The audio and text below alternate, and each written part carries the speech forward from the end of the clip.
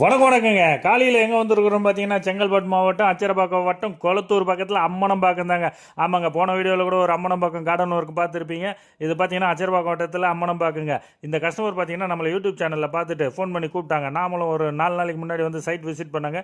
இங்கே விசிட் பண்ணதில் பார்த்தீங்கன்னாக்கா மொத்தம் 151 தென்னை மரங்கள் 2.5 வருஷத்துக்கு முன்னாடி நடவு பண்ணியிருக்கிறாங்க. அது இல்லாமல் ஒரு 10 தென்னை மரங்கள் நடவு பண்ணணும்னு சொன்னாங்க.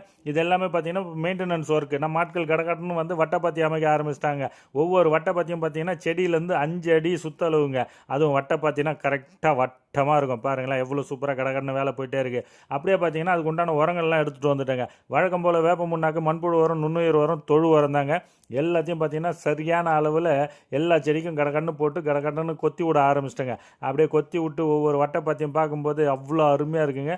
அது கொத்தி விட்டுட்டு உடனே ஃபுல்லாக தண்ணி பிடிக்க ஆரம்பிச்சிட்டோம். இந்த மாதிரி வந்து செடிகளுக்கு பண்ணும்போது பார்த்தீங்கன்னாக்கா செடிகள் ரொம்ப செழிப்பாகவும் நல்ல குரோத்தாகவும் நல்ல அருமையாக வளருதுங்க.